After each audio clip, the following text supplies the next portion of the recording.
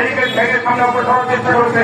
Truck van করে যাওয়ার সময় আপনারা দেখেছেন সেখানে হামলা করে আমাদের নেতা কর্মীকে আহত করা হয়েছে।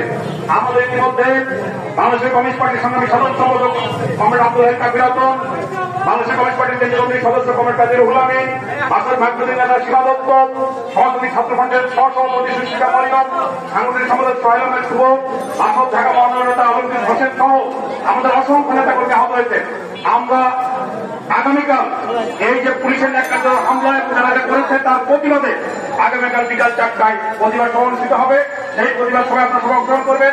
একই সাথে আগামীকাল 4:30টায় জাতীয় প্রেস ক্লাবের সঙ্গে শ্রমিক কর্মচারী ঐক্য পরিষদ ঢাকা সহ সারা দেশে তারা মশাল মিছিল ঘোষণা করেছে। সেই মশাল মিছিল বামজোট, যুক্তফ্রন্ট, এখানে বাংলাদেশ জাতীয় সংঘবাদী নেতৃত্ব মোর্চা যারা আছে সবাই সমর্থন করেছে।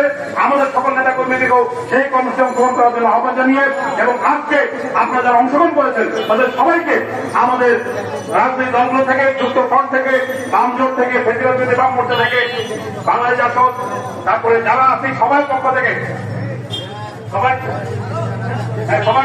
সবাইকে আমরা জানাচ্ছি এবং আমাদের কর্মসূচিতে যারা সমর্থন করেছেন, সহায়তা করেছেন, কাভার করেছেন, সেই সমস্ত আমাদের প্রিয় সাংবাদিক বন্ধুদেরকেও আমরা কৃতজ্ঞতা এবং ধন্যবাদ জানিয়ে আমরা আমাদের এই সমাবেশ দেওয়া পরবর্তী আমাদের যে মিছিলে কাজ সেটা আমরা এখানে শেষ করছি। সবাইকে ধন্যবাদ জানাচ্ছি।